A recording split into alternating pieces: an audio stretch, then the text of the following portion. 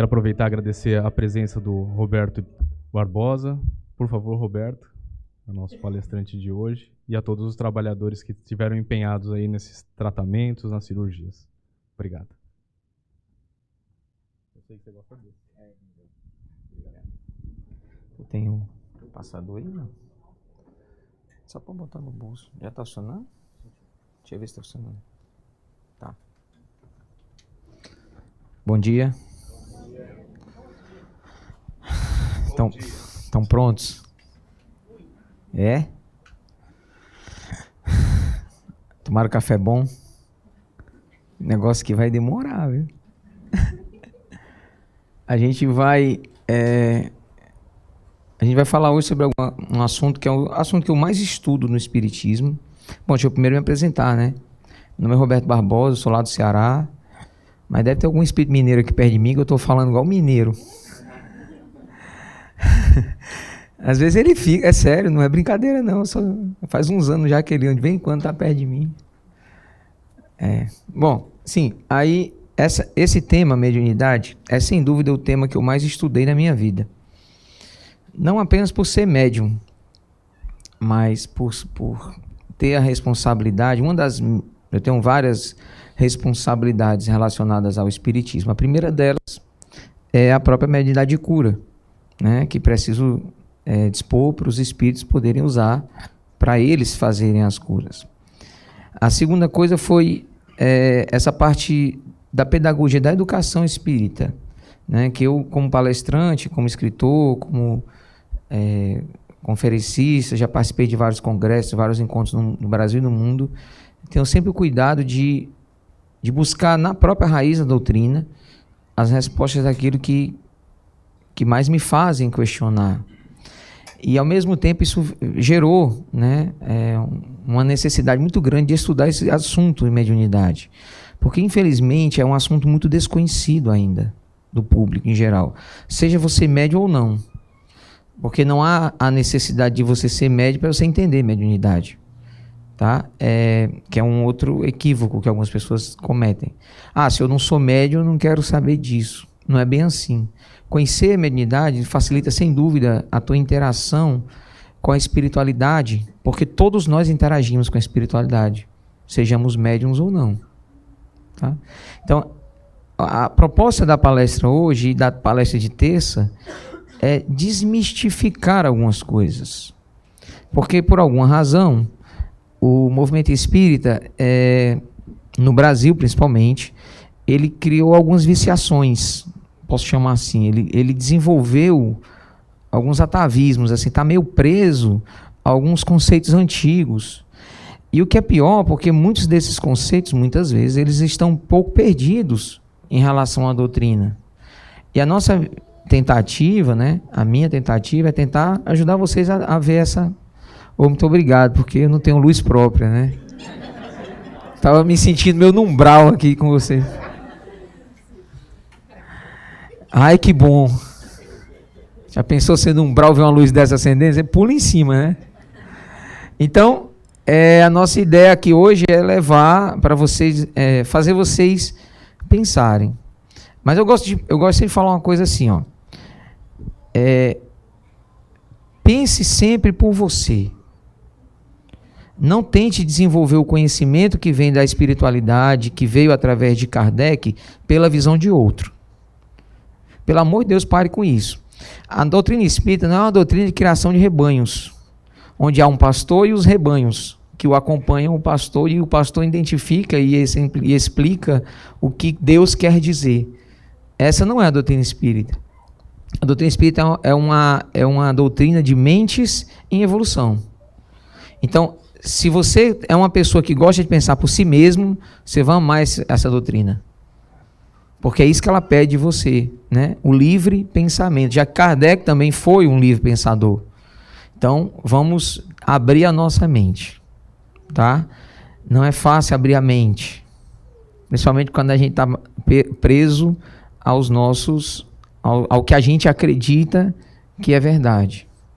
Dizem os professores de autoescola, lá no Brasil, que é mais fácil ensinar a dirigir quem nunca pegou num carro do que quem acha que sabe. e tem vícios. Deu para entender? Então, às vezes a gente tem alguns vícios em relação à mediunidade e a gente precisa se livrar deles. Primeira coisa é tentar entender o que é mediunidade. Para a gente começar a desmistificar, vamos tentar entender o que é. É um erro pensar que mediunidade surgiu com Allan Kardec. A palavra mediunidade surgiu com Allan Kardec, mas a mediunidade já existia bem antes dele. Durante a história da humanidade inteira, você ouve falar de mediunidade. Se você tentar ver os povos primitivos, antes do Egito mesmo, naquelas primeiras tribos, os espíritos já se comunicavam. Aqui mesmo os índios americanos até hoje têm cultos aos antepassados. No Canadá a mesma coisa, né? Os índios canadenses também. Eles fazem culto e tem processos mediúnicos, às vezes até de materializações. Os espíritos às vezes se materializam para vir conversar, os antepassados se materializam para vir conversar com as pessoas. Isso até hoje existe. Os oráculos do passado, lá na Grécia, eram médiuns que eram consultados. E os reis da época na Grécia só tomavam decisões se esses oráculos dissessem que podia. Porque era como se tivesse uma consulta direta com Deus. Então, mediunidade é algo que está na história da nossa vida, não tem como tirar. Então, negar a mediunidade é negar o sol. Ah, mas eu não gosto do sol, e daí? Ele vai aparecer amanhã do mesmo jeito. Então, não tem como negar algo que é fato. No entanto, a gente precisa entender esse fato, né? E não tornar isso. Já pensou, antigamente faziam sacrifícios humanos quando tinha um eclipse do sol. Hoje a gente já entende que o eclipse do sol é apenas a luz da Terra sobre o sol. E não há necessidade de se perturbar com isso. A gente já consegue até prever quando vai acontecer com muita antecedência. Não é verdade? Então, a ciência vem nos ajudar a entender esses fenômenos que são naturais, como a mediunidade é um fenômeno natural, desmistificando eles. Tirando do campo dos fenômenos que só alguns têm, que só alguns possuem, que alguns são deuses ou especiais, quando a gente percebe que na verdade é o contrário. Quanto mais especial, menos mediunidade você vai ter. É estranho dizer isso, né? Mas é verdade. Vocês vão já entender isso. A gente vai passar agora um pouco os slides, só para passar um pouco essa parte de conceito. E tem uma parte aqui bem no início desse... Oh, meu Deus, nunca achei esse botão. Ah, tá aqui. Bem no início. Hoje a gente vai falar muito sobre paradigmas, mitos e lendas, tá? Aí tem um videozinho, que eu não sei se ele vai funcionar, mas eu vou... Não precisa de áudio. Peraí, deixa eu voltar aqui. Não precisa de áudio, mas eu vou tentar colocar para vocês verem. Se ele funcionar, ótimo. O vídeo é o seguinte, é uma experiência com macacos, tá? Os 5 macacos foram colocados numa jaula e colocaram um cacho de bananas. E os macacos iam lá e subiam. Só que toda vez que algum macaco subia, os outros tomavam banho. Macaco odeia banho. Então o que aconteceu? Cada macaco que tentava subir, os outros tomavam banho. Como o macaco não gosta de tomar banho, o que foi que aconteceu? Não, olha só, até a hora que eles perceberam, os macacos vão aprendendo, né? Ó, o quinto subiu agora, pegou uma banana, os 4 tomaram banho. O que é que eles aprenderam? Ninguém mais pode subir. Pensou em subir, apanha. Certo? Aí o segundo que ia lá, ó, só pensou, apanhou. Por que eles estão batendo? Porque eles não querem tomar banho, ok? Aí eles começaram a mudar os macacos. Esse sabe de alguma coisa? Não, aí ele tenta subir. O que é que os outros fazem? Mete a peia. Ok? Bota um novo macaco. Esse tenta subir, apanha também. Detalhe, o azul bateu nele, viu? Aí o outro macaco tenta subir, apanha também. Eles mudam os 5 macacos. Os 5 apanham. E eles estão batendo nos outros sem saber por quê. Porque nenhum desses aí tomou banho. Isso é um paradigma. Se você perguntar para qualquer um desses macacos, por que você está batendo nos outros, ele vai dizer, não sei. Só sei que tenho que bater. Só sei. Isso é um paradigma. Tem uma história de um paradigma, essa eu adoro, acho que eu já contei aqui. Uma senhora uma moça, uma jovem mãe, né? Tava preparando o peru de Natal. Aí, tava lá, e quando ela ia botar o peru na travessa, ela pegava a travessa assim, ó, ia botar o peru bem no meio, ela arrancava as duas coxas grandes do peru e colocava uma coxa de um lado e uma coxa do outro dentro da travessa. A filha dela, de uns 8, 9 anos, perguntou assim, mas por que você está fazendo isso? Eu já passei Natal na casa de uma amiguinha ano passado e não tinha esse negócio de arrancar essas coxas. Todo ano a senhora arranca essas coxas. Não, minha filha, porque só se prepara peru assim. Aí tá assim, tá, quem disse que só prepara peru assim? Ah, não sei, não vem você com história. Foi a sua avó que me ensinou. A sua avó me ensinou que tinha que botar o peru, arrancar as coxas, botar do lado, e eu faço assim todo ano e dá certo. Você não gosta do meu peru? Eu gosto, mas por que tem que ser assim? E a mãe ficou com aquilo na cabeça. Como era noite de Natal, a mãe dela vinha mais tarde. Ela disse assim, eu vou perguntar para minha mãe. Por que é que eu faço? Nem ela sabia a resposta. Por que que arrancava as coxas do peru? Aí ela chegou mais tarde, né? Chegou aquela senhora. Aí ela perguntou, mãe, deixa eu fazer uma pergunta para você, que a minha filha fez mais cedo. Eu não soube responder. Por que que a senhora arranca... Eu aprendi que para fazer o peru tem que arrancar as duas coxas, botar um lado e do outro. Por que que a senhora... E eu aprendi isso com a senhora. Por que que a senhora faz isso? Ah, minha filha, porque esse é o único jeito de fazer peru. Mas por que que a senhora faz isso? Eu não sei. Eu lembro que eu aprendi isso com a minha mãe. Aí, tá, mas por que que ela faz isso? Eu não sei. Vamos aproveitar que a vovó vem mais tarde, a bisavó da criança, né? Vamos vir que ela vem mais tarde, vamos perguntar a ela. Talvez ela tá meio assim, forinha da caixinha, mas a gente tenta perguntar a ela, né, para saber por que que ela arrancava as coxas do peru. Aí chegou aquela velhinha mais tarde, né? Aí perguntaram, vovó, mamãe, bisa, por que quando a senhora preparava o peru, a senhora arrancava as coxas e colocava assim do ladinho? Ah, minha filha, eu tinha que fazer isso porque a minha travessa era bem pequenininha. Às vezes, a gente faz isso na nossa vida. A gente acha que aquele jeito é o jeito certo. Porque alguém com poder pessoal para nós, uma mãe, um pai ou um palestrante espírita, falou. Não acreditem em mim. É um erro a gente ir para uma palestra espírita para acreditar no palestrante. Eu já vi palestrante mentir, gente. Sério? Cita parte da codificação, não existe. Eu já vi isso. A gente vai ver umas coisas hoje assim, meio cabulosas, vocês vão ver. Vamos lá. Espiritismo é doutrina. Para de pensar espiritismo com religião. Ah, eu quero uma religião para mim, vou ser espírita. Tudo bem, mas no pacote tem mais coisa. Certo? Não dá para você comer um Big Mac sem picles. Conclusão. A não ser que você manda tirar, né? A doutrina espírita não dá para tirar. Porque se você tira uma dessas partes, deixa de ser doutrina espírita. Ah, mas eu só gosto do evangelho. Pois é, você vai descobrir que existe um mundo inteiro ao redor dele. Dentro da própria doutrina. Tá? Então, tire da sua cabeça que doutrina espírita é religião. Até mesmo porque ela nasceu na ciência. Nas mãos de um cientista. A própria história da doutrina espírita é interessante a gente pensar. Qual é o livro de religião da doutrina espírita? O Evangelho segundo o Espiritismo. Na sequência da codificação de Kardec, o Evangelho é qual livro? É o primeiro, é o segundo, é o terceiro, o quarto ou o quinto? Estou falando só da codificação básica. É o terceiro. Tá vendo como Kardec não queria fundar religião? Está aí a prova. O Evangelho segundo o Espiritismo só veio bem depois que ele iniciou o trabalho. O primeiro livro foi o Livro dos Espíritos, em 1857. Somente em 1958 ou 59 ele fez a segunda edição do Livro dos Espíritos, que é essa que a gente conhece. Essa que tem 1019 perguntas. Porque a primeira edição do Livro dos Espíritos só tinha 508 perguntas. Aí na segunda edição que tem 1019. Né? Aí depois da segunda edição que veio o Livro dos Médiuns, que foi o segundo livro, né? Que é um livro que é uma continuação do Livro dos Espíritos, o próprio Kardec chama o livro assim. E depois veio o Evangelho em 1863, eu acho. Ou 4, eu não sei.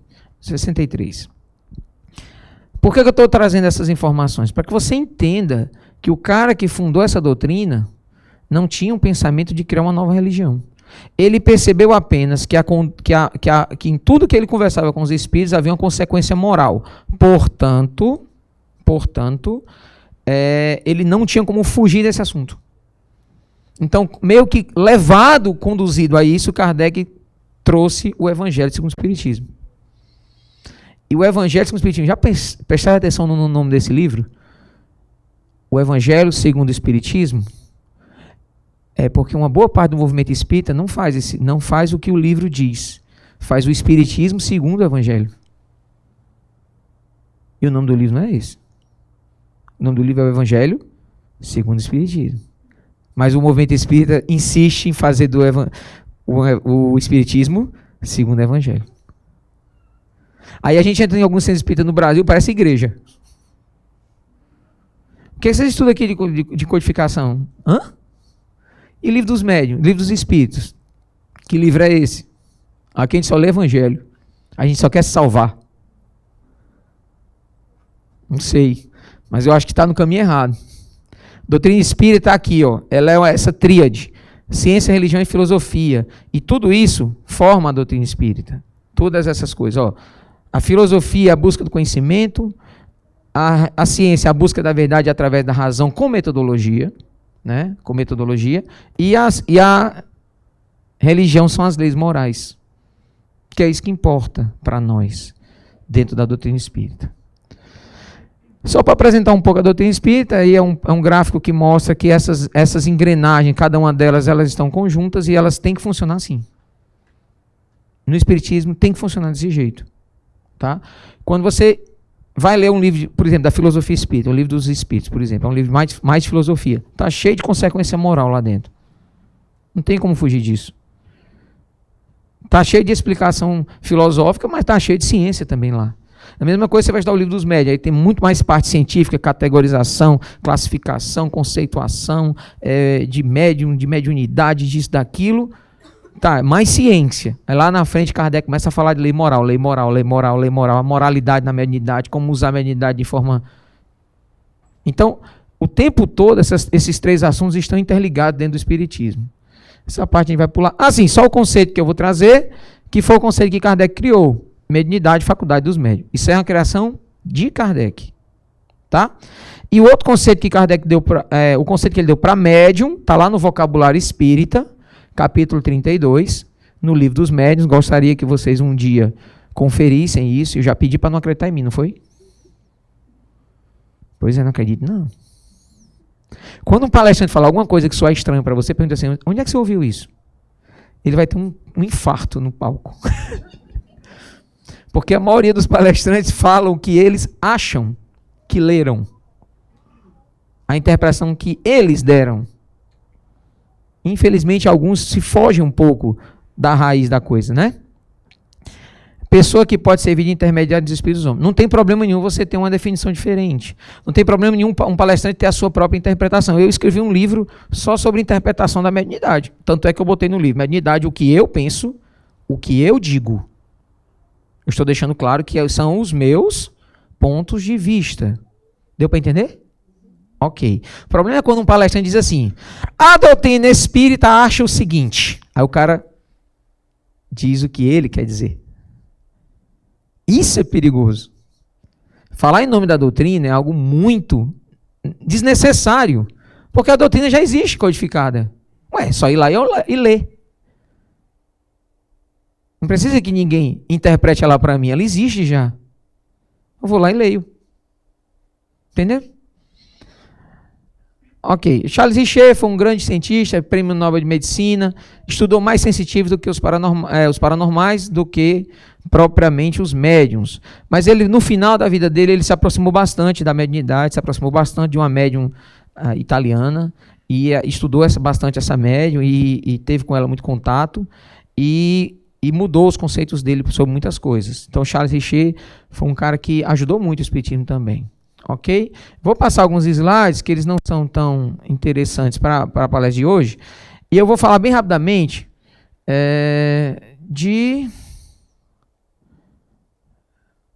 Ok. Essa parte aqui é o seguinte, eu vou falar um pouco sobre isso aqui porque faz parte do nosso contexto aqui em Orlando, né?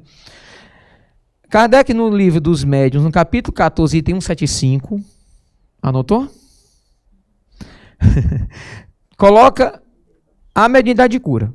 Ele vai explicar como os médiuns, o que são os médiuns de cura. Uma das primeiras coisas que ele fala é que o assunto é tão grande que não tem como ele falar tudo. Então ele coloca um texto assim, ó. Unicamente para não deixar de mencioná-la, falaremos aqui dessa espécie de médiuns, porquanto o assunto exigiria desenvolvimento excessivo para os limites em que prezamos a ter-nos. Isto é, o livro dos médiuns ele tinha a função só de conceituar, categorizar e explicar algumas mediunidades e os efeitos morais da mediunidade. Pronto. Ele não tinha como finalidade esmiuçar cada uma delas. Tanto é que a maioria das mediunidades que está no livro dos médiuns são só citadas e definidas. Só isso. Por exemplo, médiuns pintores, né, que são esses médios de psicopictografia. Você vê lá, médium pintor. 4 linhas de explicação, acabou. Não tem mais nada no livro dos médiuns falando sobre eles. Mas eles estão lá. Porque o livro dos médiuns, ele serve só como base de desenvolvimento de mediunidades que na época nem mesmo Kardec teve contato. Kardec só teve contato com 86 tipos de mediunidade diferentes. Hoje a gente sabe que existem mais de 200.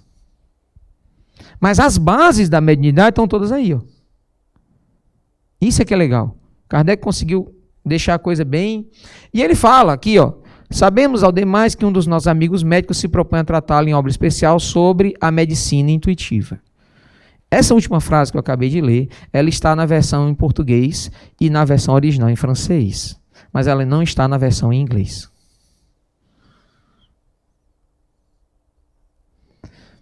Estou calado porque eu não sei explicar isso. Como vocês moram na América, talvez vocês sabem dizer melhor que eu o motivo disso. Eu sei por que tem em português. Sabe por quê? Porque a versão original é em francês. Tá lá. Eu sei porque eu vou na França, eu tenho amigos franceses que são espíritas, o que é raro de achar, viu? Existem menos de 1000 espíritas franceses na França. 1000. Na época de Kardec tinha mais de 10.000. Reflitam sobre isso. Eu trouxe um desses meus amigos franceses para o Brasil, ele veio a primeira vez para o Brasil, foi para Fortaleza, para dar palestra no Centro Espírita de Fortaleza, para dizer exatamente o que eu estou dizendo agora. Mas é legal você ouvir da boca dele, em francês. Com tradução, claro, senão ninguém ia entender. Mas, por que eu estou dizendo essas coisas? Porque, não se engane, 99,99% do espiritismo no mundo está na mão de brasileiros. No mundo. Por que eu estou dando essa palestra nos Estados Unidos em português? Entendeu? Eu dou essa mesma palestra na Dinamarca em português. Não, na Dinamarca não. Na Dinamarca a gente dá em português, mas tem um tradutor. Porque lá eles começaram a se interessar pelo espiritismo. Estranho, né? Pois é, eu não sei por que essa frase não tem. Uma vez eu estava no Wisconsin, há 2 anos e meio atrás, fazendo uma palestra para alguns médicos, pessoas aposentadas. Tinha alguns médicos nessa plateia, umas 18, 20 pessoas, mais ou menos. E uma amiga minha estava fazendo a tradução. E nessa hora que eu fui falar, eles perguntaram sobre mediunidade de cura, eu fui explicar. E na versão em inglês não tinha essa frase. Essa última aqui, ó. Sabemos ao demais que um dos nossos amigos médicos se propõe a tratar algo especial sobre a medicina intuitiva. E eu tinha que ter essa frase porque eu uso esse termo medicina intuitiva para falar da medicina dos espíritos, que é a realidade que eu vivo. Mas a frase não estava lá. Aí eu tive que dar para ela o livro em português e ela foi lendo em português e traduzindo em inglês na hora. Aí depois eu fiz um desafio aqui nessa casa 1 ano atrás. Vamos lá pegar os livros? Estava lá, não estava não.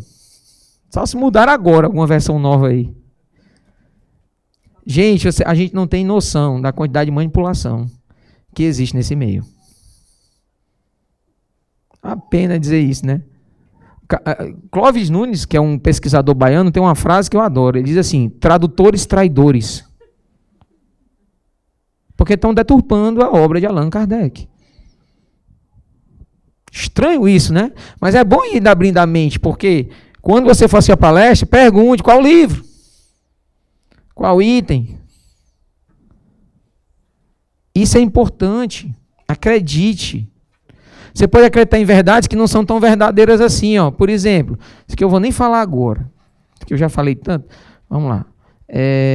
Essa frase, por exemplo, todo mundo é médium.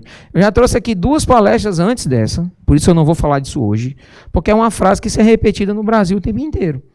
Todo mundo é médium, todo mundo é médium, todo mundo é médium. Que todo mundo é médium, rapaz? Deixa de conversa. Kardec nunca disse isso.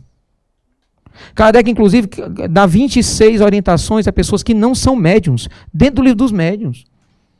O próprio Kardec nunca falou que todo mundo era médium. Ele disse a respeito dele mesmo na Revista Espírita, em 1859, que ele, Kardec, não era médium. Como é que uma pessoa que criou a palavra mediunidade, que dá a definição do que é médium, diz que ele não é, mas todo mundo é? É só na cabeça de alguns brasileiros. Isso se tornou uma verdade absoluta. Aí tem um monte de gente perdendo tempo dentro de grupo de estudos mediúnicos, tentando desenvolver mediunidade que não tem. Aí se frustram, ficam chateados com a doutrina espírita, com razão, e saem decepcionados. Porque os próprios instrutores não sabem o que estão falando. Não, meu filho, fique aí que todo mundo é médium. Uma hora a coisa o quê, se a pessoa não é médium? Quer dizer, Clóvis Nunes precisou dizer isso no movimento espírita brasileiro inteiro, foi perseguido porque disse isso, porque disse essa verdade. Mas ele não apresenta outros fatos a não ser a própria codificação. Se o próprio Kardec diz que não é assim, por que é que o povo insiste nisso? Essas coisas que eu não entendo, essa dificuldade em quebrar paradigma que a gente tem. A gente prefere acreditar na mentira, porque ela já está dentro, do que construir uma nova verdade. No livro dos médiuns ele fala, ó, quando a mediunidade exista, já na introdução, viu? No capítulo 14 ele fala, ó, todo aquele que sente num grau qualquer a influência do espírito é por esse fato médio, certo? E quem não sente? O Clóvis Nunes passou anos dentro de um grupo espírita, mediúnico, tentando receber um espírito, e ele disse que a única coisa que sentia era frio.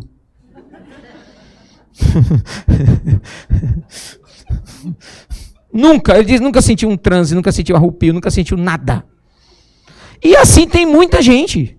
Como é que eu posso afirmar que todo mundo tem cabelo na cabeça e existem carecas? Essa é a questão, a gente fica imaginando loucuras. Ah não, todo mundo tem que ter cabelo na cabeça. Mas gente, tem careca. Tem não. Tem. Existe... Aqui tem algum não, né? Olha o que é que Kardec realmente queria dizer, ó. Olha lá, ó. Por isso, rara pessoas que não possuem rudimentos. Exatamente, ó. Se você pegar o universo dos seres humanos que tem na Terra, raro vai ser alguém que não tenha rudimentos da mediunidade. Significa o seguinte, ó, se você pegar o universo das pessoas que têm cabelo na cabeça, raras vão ser aquelas que não têm nenhum cabelo na cabeça. Porque é uma característica orgânica. Exato, como é orgânica, a mediunidade está radicada no corpo físico. É orgânico, não tem como você desenvolver. Está radicado no corpo físico das aves, as asas, por isso que elas voam. Está radicado no corpo físico humano, está ereto, por isso que a gente anda. Então não tem o que inventar, não existe um curso para desenvolver para alguém conseguir voar. É isso que o grupo de desenvolvimento de mediunidade diz. Não, todo mundo tem mediunidade, então venha que você vai conseguir receber espírito. Mas raras são as pessoas que não possuem. Sim, são raras, é verdade. Isto é, algumas não possuem. Deu para entender? Então a frase todo mundo é médium está errada. Porque você só precisa achar um único ser humano no meio de 7 bilhões que não tenha nada de mediunidade, como é o caso do Clóvis Nunes, que estuda mediunidade, sabe mais mediunidade do que todos nós juntos. O maior estudioso de mediunidade do Brasil não é médium. Entendeu? E é legal, porque aí você fica do lado de fora. Você está dissociado da mediunidade. É mais fácil ver os erros, os acertos. Né? Ó, o que Kardec queria dizer era isso aqui. Ó. Pode-se, por dizer que todos são mais ou menos médios. Todavia, o pessoal esquece de ler o resto. Todavia, só se qualificam aqueles como médios em quem a faculdade mediúnica se encontra bem caracterizada. Aí torna ainda mais raro. Porque raro você achar que ninguém que não tenha nenhum rudimento. Ok. Mais raro ainda é você achar isso aqui. Alguém que tem a mediunidade bem caracterizada. O rudimento é a intuição. É assim, a pessoa sonhar. O rudimento é assim, ó. Meu pai tinha rudimentos da mediunidade. A Anete Guimarães tem um gráfico que eu uso nas minhas palestras, que eu adoro, que é assim, ó, ela bota o estado de consciência nesse nível, e para você ter mediunidade, a sua mediunidade tem que passar o estado de consciência. Deu para entender? Isto é, a mediunidade ela tem que superar o nível da consciência da pessoa. Tem gente, inclusive, que é médium e não quer ser. E, sem querer ser, a mediunidade vem, porque ela está mais alta do que o grau de consciência da pessoa. É a força psíquica. Deu para entender? Ok. O que é que a Anete Guimarães diz? Que a maioria das pessoas, essas que têm rudimentos, a mediunidade está aqui, ó. Para que ela consiga acessar, ela tem que entrar em estado de alteração de consciência profundo. Ela tem que pegar a consciência e empurrar para baixo. Como? Álcool, drogas, ayahuasca.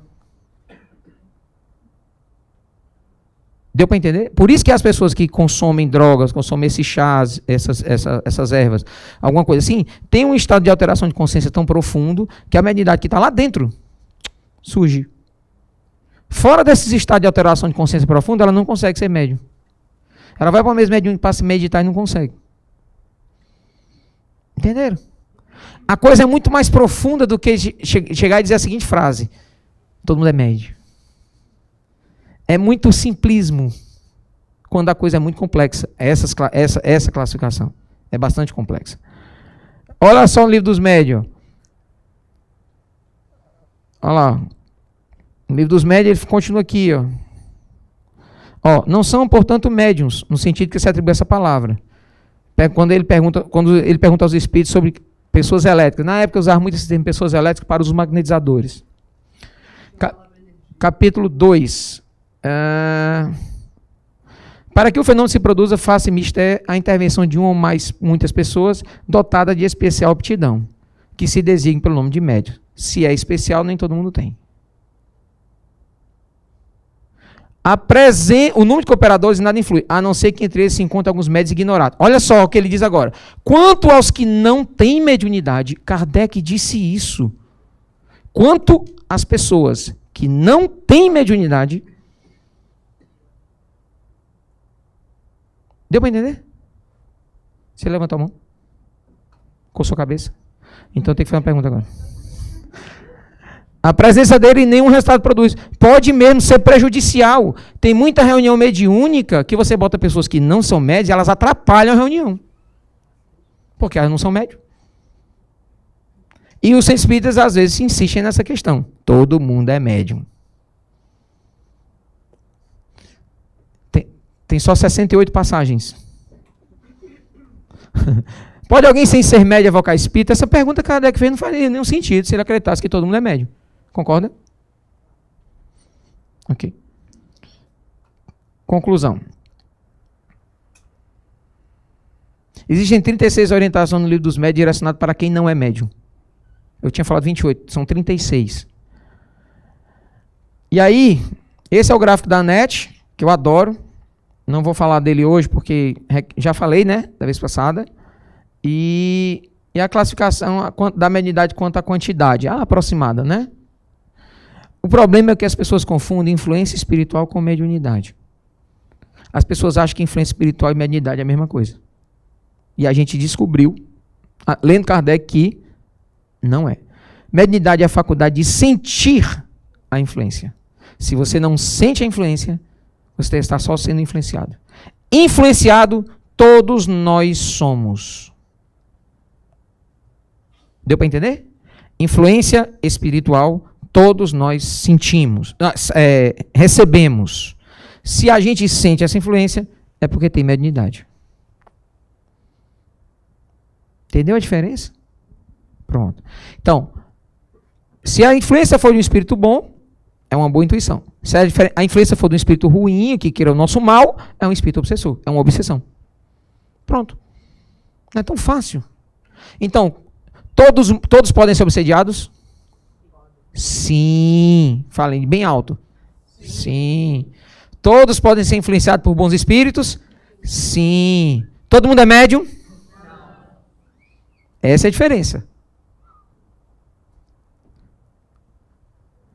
Olha lá no Livro dos Espíritos, ó, na parte 2, no capítulo 9. A pergunta 459 é sobre a influência espiritual. Isso aqui é uma coisa que eu tinha feito para poder... que houve uma deturpação na tradução. Influi os espíritos em nossos pensamentos e nossos atos, muito mais do que imaginar, influi a tal ponto que frequentemente são eles que vos dirigem.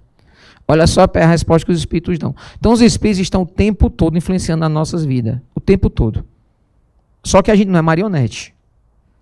Então, a gente tem livre-arbítrio para escolher seguir nessa influência ou não. Mas que eles estão influenciando, então. Deu para entender? Olha lá, fora erro acreditar alguém que precisa ser médium para atrair o ser do mundo invisível. Né? A faculdade mediúnica, nada influi para isso. Ela não é mais do que um meio de comunicação. Então, a faculdade mediúnica não tem nenhuma ligação com a influência espiritual. Nenhuma. Se é médium, é mais suscetível à obsessão. Vai nessa. Qualquer um é suscetível à obsessão. Qualquer pessoa. Qualquer pessoa pode estar passando por um processo obsessivo e não saber. Se ela for médium, talvez ela seja um alvo mais querido, mais desejado. Mas qualquer pessoa pode passar por um processo de influência espiritual negativa. Todo médium é espírita. Esse é um outro equívoco. O que eu acho interessante é que quando um médium faz alguma bobagem, seja no Brasil ou em qualquer lugar do mundo, o povo corre para os espíritas para fazer pergunta. Às vezes o médium é católico. Mas vamos perguntar para quem? Para os espíritos. É impressionante. Eu não entendo isso. Lá no Brasil mesmo, ano passado, a gente foi cercado de escândalos envolvendo mediunidade. Tanto a mediunidade de cura, mediunidade de psicografia, e ainda, o papo que ainda vai, acreditem, aquilo ali foi só o estopim. O negócio ainda vai sair mais coisa. Aí, a gente vê isso acontecendo. Aí o médium vai na televisão e diz o seguinte: eu não sou espírita. O próximo entrevistado é o presidente da Federação Espírita Brasileira. Eu não entendo isso. Aí tem um outro médium lá. O médium se diz católico. Nunca na vida se disse espírita. Todas as biografias dele, 2 eu já li, está dizendo lá: eu sou católico. Não entrevistaram um padre quando ele foi preso, esse médium. Para perguntar para o padre: rapaz, ele não é católico? Você não é orientador dele? Adivinha para quem foram fazer pergunta? A entrevista. Para os espíritas. Parece que criou no Brasil o seguinte: todo médium tem que ser espírita. O pessoal cita a mediunidade como sendo um atributo do espiritismo. Não é verdade. Tem médium em todo canto. Tem uma parte da Igreja Católica que exerce mediunidade de cura de forma mais aberta do que nós espíritas, que é o Shalom. É uma das coisas mais lindas, uma das reuniões mais lindas que eu já participei de mediunidade de cura. E eu fui como paciente. Lindo! Espírito para todo lado, menino. Médium no chão, médium recebendo espírito, mudando a voz. Shalom. É católica, é da renovação carismática. Lindo o trabalho que eles fazem, desobsessivo. Às vezes eles fazem reuniões fechadinhas assim. Aí eles usam outros nomes. Água benta e água fluidificada. Tem nome diferente, né? É a mesma coisa. O jorei, o passe, o magnetismo, a bênção. Gente, isso é tudo a mesma coisa. Magnetismo. Certo? Todo mundo é espírita. Perdão, todo médium é espírita. Todo mundo é espírita. Todo médium é espírita. Zé Arigó. Zé Arigó não é espírita. Zé Arigó, eu adoro, tinha umas coisas do Zé Arigó. O Zé Arigó era católico. Ia para missa todo domingo. Levava aquele que botava a roupinha melhor que tinha, ele ia com a família para a igreja no domingo. Arigó era tão perturbado com essas coisas, com esse negócio de espiritismo, o pessoal encheu tanto ele. Sabe o que ele fez? Ele escreveu na parede da casa dele. Não foi nenhuma plaquinha que ele botou. Ele escreveu, foi na parede: aqui não há espíritas. Somos todos católicos. Até que o padre da cidade lá, acho que é Congonhas do Campo, excomungou ele por conta da quantidade de gente, ele usando mediunidade, aquele negócio todo, e expulsou ele da fé católica. Aí ele entrou em perturbação, né? Nessa época, os espíritas tentaram ajudá-lo. Um médium muito conhecido por todos nós, Chico Xavier, foi lá conversar com ele algumas vezes. Inclusive, na última vez que o Chico foi alguns meses antes do desencarne trágico do Arigó. E o Chico, nessa época, o Arigó começou a se aproximar um pouco mais do espiritismo. Mas também não dava muito ouvido às coisas de Kardec, não. Deu para entender? Então, nem todo médium é espírita. A mãe menina do Cantuá, uma médium fantástica lá da Bahia, né? O pessoal que teve contato com ela disse que era um espírito assim, de uma elevação, que quando chegava perto, a energia, dizem, as pessoas comparam a energia de chegar perto dela, a energia de chegar perto de Chico Xavier. Aí vocês têm uma noção porque é que aquele povo lá ama ela com tanto amor, como nós amamos o Chico, né? João de Deus também é um médium que não é espírita, tá? Mas, infelizmente, repito, o povo insiste em colocar ele dentro do espiritismo sem ele ser, mas ele não é. Ele diz que não é. Inclusive, quem foi lá em Abadiânia, eu já fui 2 vezes, quem já foi lá em Abadiânia, é cheio de cores, de símbolos, cristais, símbolos de todos os tipos, que não tem absolutamente nada a ver com o espiritismo, né? O povo só pode ir para lá se for de branco, essas coisas de... igual eu hoje. Estou com a cor do meu perispírito. Hein? Gostou aí da cor do meu perispírito? A Zíbia Gaspareto, ela foi espírita e deixou de ser. Ela desencarnou há pouco tempo, né? Ela foi espírita e deixou de ser espírita. Eu nunca na vida li um livro psicografado por Zíbia Gaspareto. Eu vou dizer o que me disseram. Que os livros eram impressionantes. A qualidade da literatura que veio dela, de Lúcius, né? Através dela, na época que ela era espírita, é impressionante. Quando ela se afastou do espiritismo, o que me disseram que caiu a qualidade. Pareciam, quem conhecia os livros, dizia assim, ó, o livro é bom, mas parece uma repetição do livro tal. Deu para entender? É como se a médium tivesse se perdido um pouco no... Como é que eu vou dizer? Na improdutividade. Que o Kardec faz essa classificação no livro dos médios. Médios improdutivos. Depois de um tempo, eles param de evoluir. Ficam só naquele ali. Eu acho que pode ter sido isso, tem acontecido com ela. Não pelo fato de ela ter deixado de se tornar espírita, né? Mas pelas escolhas que ela realmente fez. Muito influenciada pelo filho dela, que também desencarnou há pouco tempo. Os dois desencarnaram quase juntos. Não sei se vocês notaram isso. Em menos de um ano. Mesmo ano, né? Menos de um ano desencarnou os dois. O filho dela desencarnou até antes dela. E o filho dela, o Luiz, foi um dos médios mais brilhantes que teve no Brasil.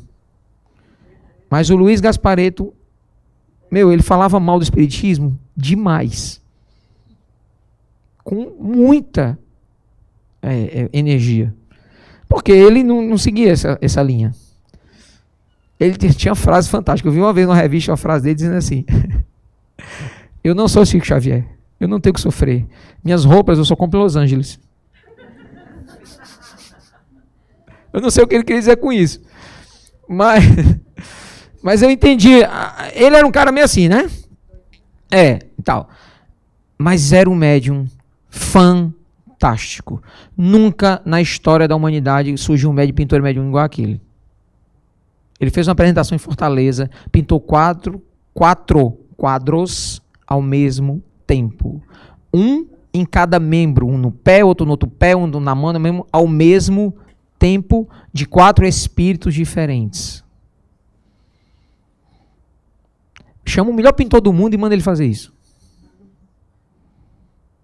Pé direito, pé esquerdo, irmão. Era um transe mediúnico que beirava a morte. Era uma coisa assim, grotesca. Você já viram os transes mediúnicos dele? Cara, ele se invertia, assim, um negócio... Era um médium fantástico. Né? Mas também não era espírita. Dom Simplício, esse aí eu faço questão de dizer, porque ele era bispo da Igreja Católica, lá do Ceará. E eu conhecia ele, porque ele era tio do marido da minha tia. Dom Simplício era uma pessoa extremamente bondosa, amorosa, uma energia muito boa. E aí uma vez eu estava numa missa de corpo presente, quando olha, religião me chama, eu vou. Missa, eu estou dentro. Culto, eu vou. Mandar acender umas velas lá na Umbanda, eu vou também, certo? Eu vou quando me chamam. Eu entro espírita e saio espírita de qualquer lugar. Se eu tivesse alguma dificuldade com isso, eu não iria. Se você tem dificuldade com bebida, não ande em bar. Eu posso andar em bar, porque eu não bebo há 25 anos. E não tenho um pingo de vontade. Deu para entender? Ok. Então, Dom Simplício, aí ele estava fazendo uma missa de corpo presente, eu conheci a pessoa que tinha desencarnado, e ele estava fazendo a missa. Quando eu vi ele fazendo a missa, eu fiquei feliz, né? Aqui um senhor já de 90 anos. Ele era engraçado, porque ele parecia aquele da família Addams, porque ele era muito branco e usava aquela roupa bem preta até o chão, sabe? O Fester, né? Aí ele estava ali, o tio Chico, aí ele estava ali e ele fazendo a missa, disse, rapaz, eu não sei se ele me viu, mas na hora que eu estava, e ele sabia que eu era espírita, que eu era médium de cura e tudo mais, e a gente conversava sobre essas coisas. E eu estava ali sentado assistindo a missa dele, olha a missa linda. Eu vou dizer, era uma missa reconfortadora demais para quem tinha perdido um ente querido. Cheia de amor, cheia de, sabe, de sabedoria, cheia de coisa boa. Quando ele terminou a missa, eu fiquei tão feliz com a missa que eu fui lá agradecer a ele, a pregação, né? Quando ele me viu, ele sorriu, aí me deu um abraço. Ô, meu filho, que bom que eu vi você na hora assim, ô, Dom Simplício, deixa eu lhe dizer uma coisa. Quero lhe agradecer pela missa, pela sua pregação, foi lindíssima. Eu fiquei muito feliz. Aí ele olhou para mim, meu filho, você sabe, né? Tem horas que a gente precisa usar a mediunidade.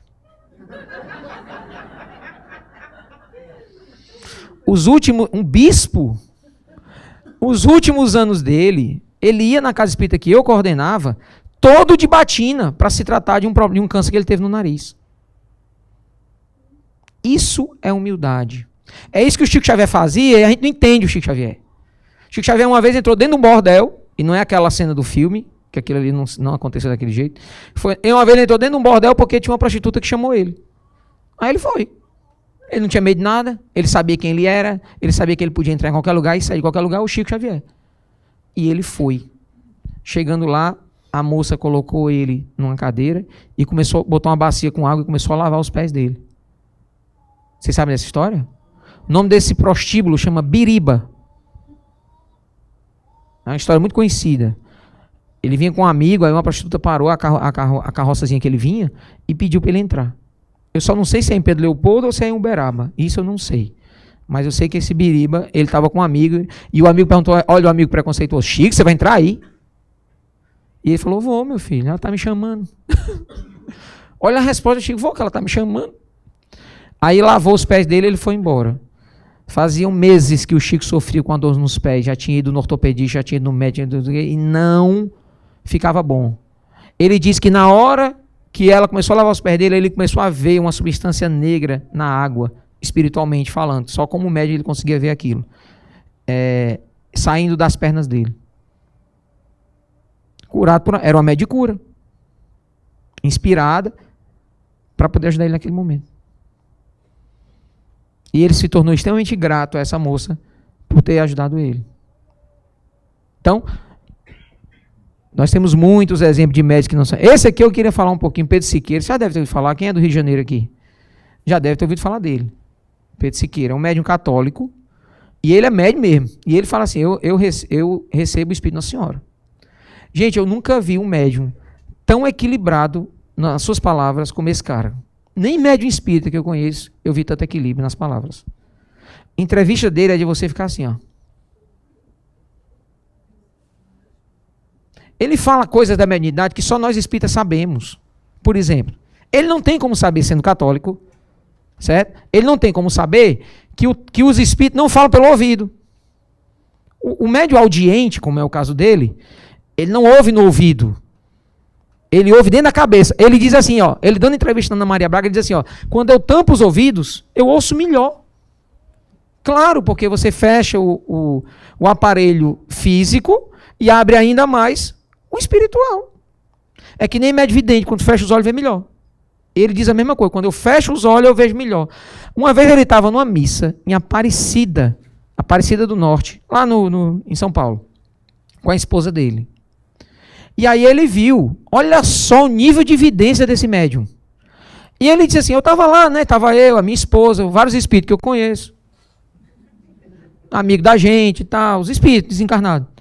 E depois eu vejo um espírito se aproximando e chegando perto da minha mulher. Eu falei, eu senti que a energia era boa, mas eu não sabia quem era. Então eu tive que perguntar. Oi, irmão, tudo bom? Seja bem-vindo. Ele, oi, tudo bom? O que você está fazendo aí? Perto da minha esposa. Aí ele disse assim, não, fique tranquilo. Eu sou o anjo guardião do seu filho que está para nascer. Ele olhou para a mulher e falou, você está grávida? Ela, você está ficando doido? Não, você está grávida, o guia do espírito está aqui. Ó. Ele descobriu a gravidez da esposa através do guia espiritual do filho dele. Mediunidade incrível. Ele contando como Nossa Senhora se comunica com ele, lógico que ele não mediuniza, mas ele sente a presença dela e ela fala através dele, disse assim, olha, a sensação, a primeira vez que ela veio, eu tive a sensação que foi aqui no peito, ó, que ela falava pelo meu peito, mas foi só essa vez. Todas as outras vezes, eu sinto ela falando dentro da minha cabeça, igual os outros espíritos. Tá aqui ele, ó. Um médium que lota as igrejas. Pedro Siqueira. Depois pesquisa a respeito dele. Pedro Siqueira. Ele canta música sobre inspiração da espiritualidade superior. É o mesmo que aquele médium francês, médium inglês, amigo meu que mora na França, que eu vou trazer ele para cá. Ele toca por inspiração da espiritualidade superior. As pessoas ficam curadas, as pessoas na plateia só ouvindo a música, algumas entram em transe, outras entram em estado de profunda meditação, outras se curam. É a coisa mais linda do trabalho que o David Bailey faz. Todo espiritismo ensinado por Kardec é composto por 5 livros. Será? Hein, gente? E aí? Dá pra gente considerar tudo que Kardec fez somente 5 livros? Olha, eu acho muito pobre pensar assim, certo? Tudo bem que essa codificação, vamos chamar assim, ó, a bibliografia de Kardec é a seguinte, as obras básicas são 5, tá? Mas existem obras complementares, como a Revista Espírita, 12 anos. A Revista Espírita, para falar a verdade, ela tem mais, é o maior compêndio de informação que Allan Kardec conseguiu juntar, porque era nela que ele colocava todo mês, mês a mês, ele fez uma por mês. Gente, você tem noção de fazer uma revista? Olha, você fazer um jornalzinho informativo de um centro espírita uma vez por mês, já é difícil. Com 4 páginas. Imagina você fazer uma revista espírita que em média tinha 80 páginas, todo mês em 1857. Que não tinha internet, não tinha celular, não tinha, era tudo na máquina de, nem sei se tinha máquina de escrever. Devia ter, né? Ou era tipografia, eu não sei. E livros de Kardec, são mais 3 livros que Kardec escreveu, o pessoal não conhece esses livros. As obras básicas, está aqui a sequência e a data de cada uma delas. Eu tinha falado 63, mas é 64, o Evangelho.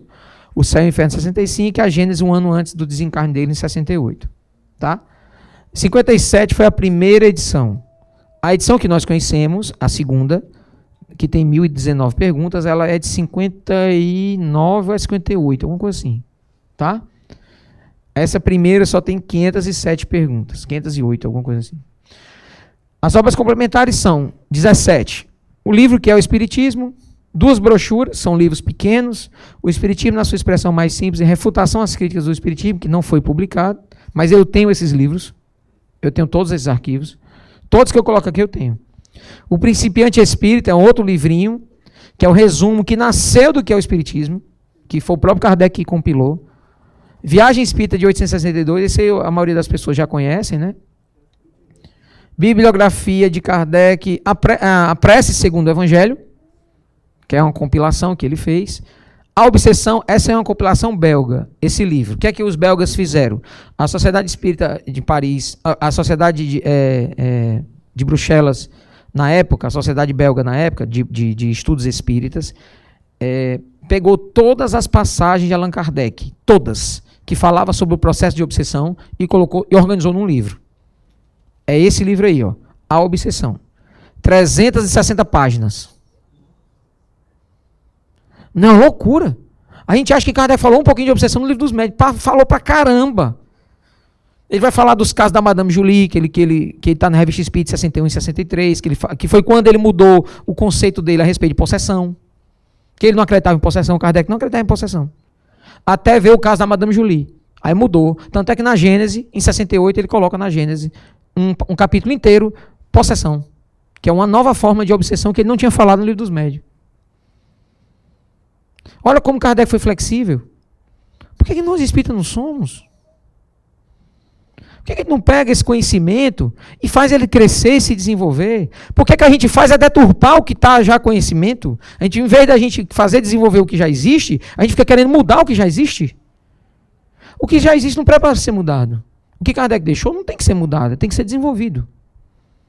Acho correta a mudança que alguns espíritas fazem, por exemplo, de algumas nomenclaturas. Kardec falava médiuns falantes, a gente fala psicofonia.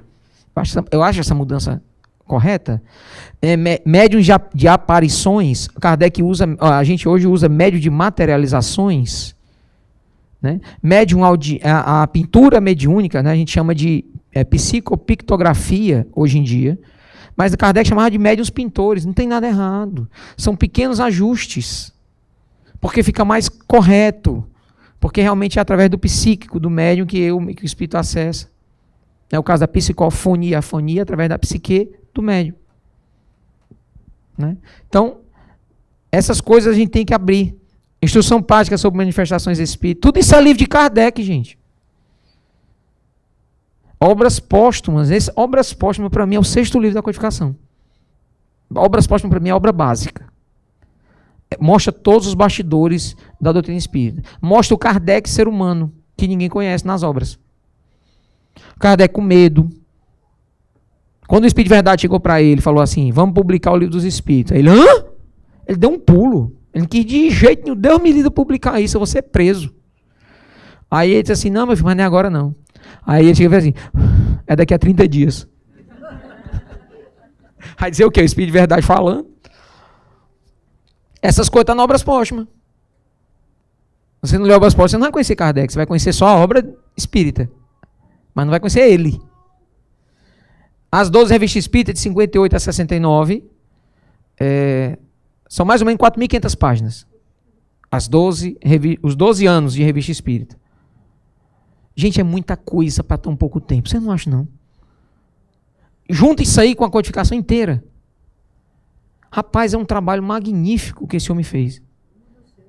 Muito cedo. Morreu na hora certa, né? Vamos lá. Só existem 3 tipos de obsessão. Quem já ouviu falar disso? Quem já ouviu falar disso? Quais são as 3 tipos de obsessão? Vamos lá. Vamos, gente. E vocês não estudaram, não? Fizeram o EGD, não foi? Ih, rapaz, peraí, vou ajudar vocês. Vamos lá. Obsessão mais comum, daí o seu nome, obsessão simples. É a mais comum. É quando você está sendo influenciado por um espírito. Mas esse espírito não está exercendo uma influência muito forte. Estou resumindo, viu, gente? Muito forte sobre você. Chama influência, obsessão simples. Quando essa obsessão passa para um estágio mais profundo, tem hora que você fala azul e o espírito através de você fala, e depois sua opinião muda para preto. Tem hora que você fala sim e depois o mesmo assunto você fala não. O nome disso chama-se subjugação. É quando você já está perdendo o nível, a profundidade da obsessão já está ficando maior. Certo? Existe um terceiro tipo que é diferente dessas duas, né? Que é a fascinação. A fascinação existe quando você... É muito comum em médiums de um espírito só. Médium de um espírito só. Ah, eu trabalho com o Dr. Fritz, então só recebo o Dr. Fritz. Quer saber de outro. Estou fascinado por ele. Ou então o contrário, né? A gente se fascina por alguém. Ah, não leio Kardec, não. Só assisto palestra do médium fulano de tal. Certo. Bom caminho você escolheu. Será? Então, a fascinação é uma obsessão. É quando você aponta numa direção e vai. E essa direção não é boa. Então você fica fascinado. É o que os processos obsessivos coletivos que a gente vê acontecer. Porque a primeira coisa que eu falei aqui, vocês, para serem espírita, tem que pensar. Porque senão vão se fascinar. Tá aí, ó. É disso que vocês têm que fugir. Fascinar pelo quê? Pela ideia fantástica, né? De que algumas pessoas colocam das coisas que são muito no espiritismo, que são muito não sei o quê, e fantasiosos, começa a fantasiar, começa a usar termos absurdos, começa a falar coisas que nunca ninguém ouviu falar. Esse médium aí é bom. Está dizendo coisa que nunca ia dizer, mas isso aí que ele está dizendo está em conjunto com o que é para ser? Com a base da fundamentação da doutrina? Tem muito médium perdido nesse sentido. Bons médiuns até. Tem bons médiuns de psicografia, inclusive, que teimam. Eles recebem a mensagem. E a mensagem é verdadeira. Mas eles querem botar um salzinho a mais para a mensagem ficar mais legal. Aí vão ali na internet. Só para a mensagem ficar mais autêntica. Gente, mas é muito. Se fosse 1 ou 2. Mas são vários que fazem isso. Espero que parem, né? Reflitam. Estão fascinados pelo quê? Esses médiuns? Por ele mesmo. Estão fascinados pela fama, pelo poder. Estão fascinados pela vaidade. Fascinados por dinheiro. Alguns, né? Certo? Então isso acontece. Kardec, o pessoal fala... tem umas argumentações que eu vejo na internet que chega me dói. Eu sou espírita há não sei quantos anos. Isso não significa nada. Aí eu sou espírita há não sei quantos anos. E aí... como é que pode esse médium ser interesseiro se ele não recebe dinheiro? Uma pessoa dessa lê o espiritismo? Claro que não. E quem disse que o único interesse de um médium interesseiro é dinheiro? Pelo contrário, tem muito médium interesseiro que usa o fato de não cobrar para ficar vaidoso. Para receber aplauso, condecorações, ovacionado em todo canto que vai. É quase uma entidade, né? Você não pode nem tocar, sabe que é de verdade? Se você tocar, você vai ver, é de verdade e é gente ruim. Igual a mim, igual a você. É gente normal. Cheio de defeito. Trata mal os outros. Então a gente tem que sair desse campo da fascinação. Esse é um problema. Kardec falou de mais 2 formas de obsessão que eu não sei porque muitos espíritos não conhecem. A quarta delas, essas aqui estão no livro dos médiuns, capítulo 23, item 237. Mesmo que vocês não perguntaram, eu botei.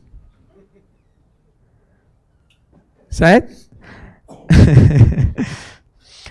Essa da possessão, como eu falei, o caso da Madame Julie, que Kardec coloca na Revista Espírita 63, e depois fala da cura em janeiro, um mês depois, fala da cura em 64, a cura completa do caso, um caso de possessão.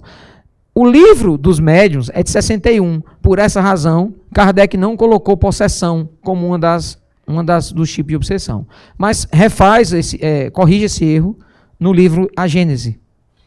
Tá? No livro A Gênese ele bota um capítulo inteiro só sobre possessão. Ali, ó. Capítulo 14 da Gênese, de 1868. Por quê? Porque esse caso foi estudado entre um livro e outro. Tudo tem uma explicação.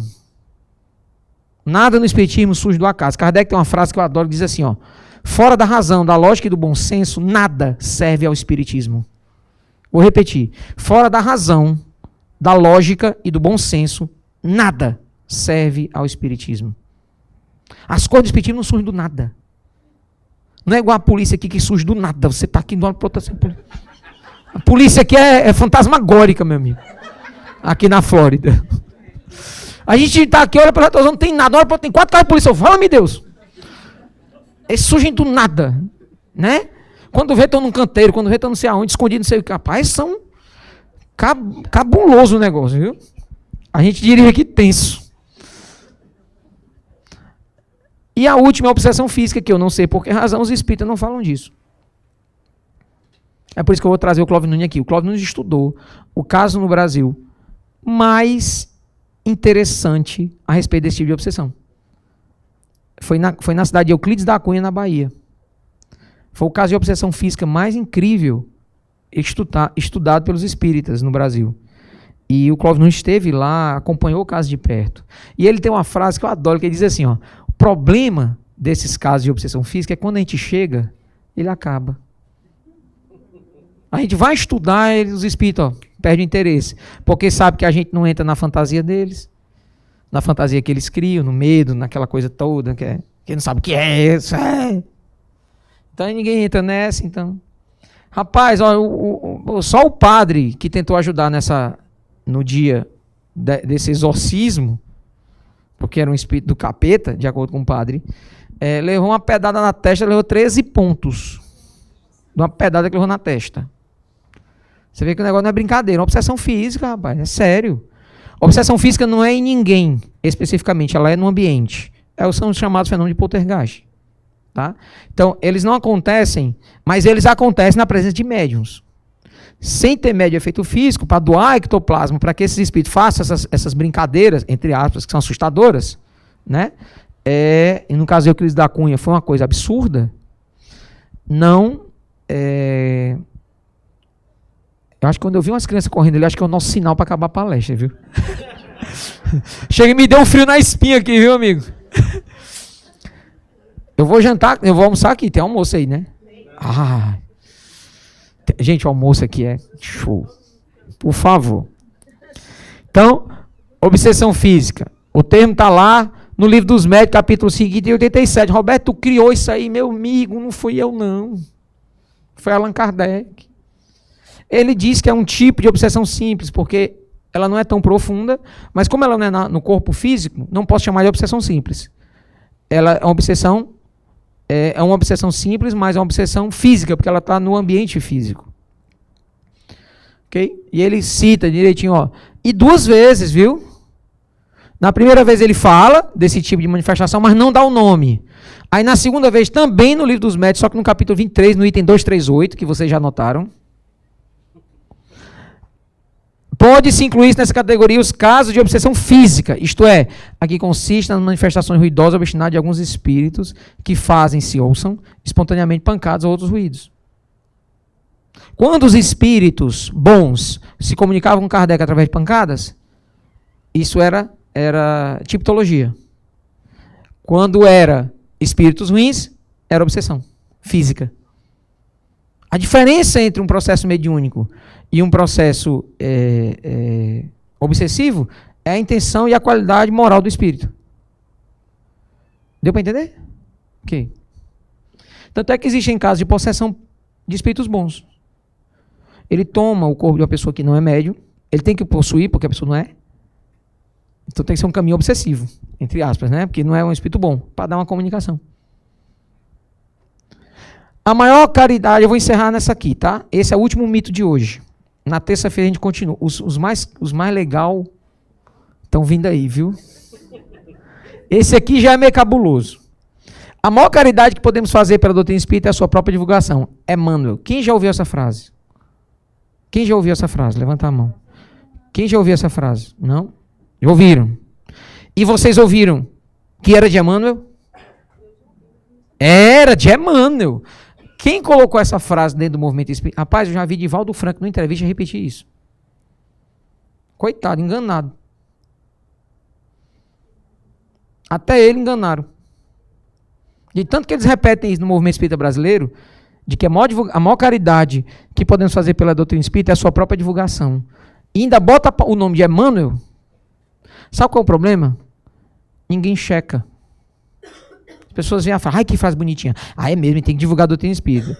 Divulgar a doutrina espírita é uma coisa boa, mas a maior caridade. Gente, peraí, a palavra caridade para o espiritismo tem um significado muito forte. Olha o lema do espiritismo, fora da caridade não há salvação. A salvação é a caridade. Isto é, ser espírita é ser caridoso, não tem nada a ver com seguir religião, seguir nada. É ser caridoso. E a maior caridade que se pode fazer por essa doutrina é a sua divulgação. Então Chico Xavier foi pouco caridoso, que eu nunca vi Chico Xavier dando uma palestra. O evangelho não é isso que diz. O evangelho não diz isso. Ninguém lê evangelho, parece. Deixa eu contar uma novidade para vocês, que eu acho que vocês vão se surpreender. Emmanuel nunca disse isso. Porque isso está contrário ao próprio evangelho. Sabe o que é a melhor coisa que você pode fazer pelo espiritismo? A maior caridade que você faz pelo espiritismo é você ser um bom espírita. Se você for um bom espírita e um bom cristão, que são a mesma coisa, você está fazendo a maior caridade pelo espiritismo. Chico Xavier foi o maior divulgador da doutrina espírita, sem sair de Uberaba. Nunca esse homem viajou pelo mundo, pelo país, para ficar participando de congresso, disso, daquilo, de receber título não sei aonde. Chico Xavier nunca foi essas coisas. Continuou sentadinho lá em Uberaba, sentado numa mesa, recebendo psicografia para as pessoas e livro. E foi o maior divulgador da doutrina espírita. Alguém duvida disso? É que pode. Tem muita gente. Acho que o Chico Xavier teve na TV. Nos 75 anos de minha idade, Chico Xavier não teve na TV 10 vezes. Eu já fui para a TV mais de 20. Chico Xavier, em 10 anos, em 75 anos de minha idade, só foi para a televisão umas 7 ou 8 vezes. Ele deu uma entrevista para o Gugu, lá na casa dele. Deu uma entrevista lá na Hebe. Deu os 2 pinga-fogo, que foi 2 anos seguidos, se eu não me engano. E mais uma entrevista ou outra, o pessoal chegava, fazia uma pergunta, ele respondia e continuava para ir trabalhar. Mas este homem era de uma discrição, de uma sobriedade, de uma humildade. E um espírito através dele. Porque dizem que foi Emmanuel através de Chico Xavier que disse isso aí.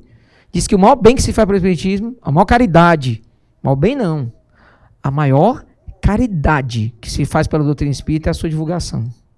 Aí eu, como não sou trouxa, e nem vocês, fui no livro. Eu tenho o livro. O livro chama Estude Vida. Como é um livro muito antigo, de 1965, e pouco divulgado, pouca gente conhece. Pouca gente tem um livro, pouca gente vai lá checar. Eu tinha um livro.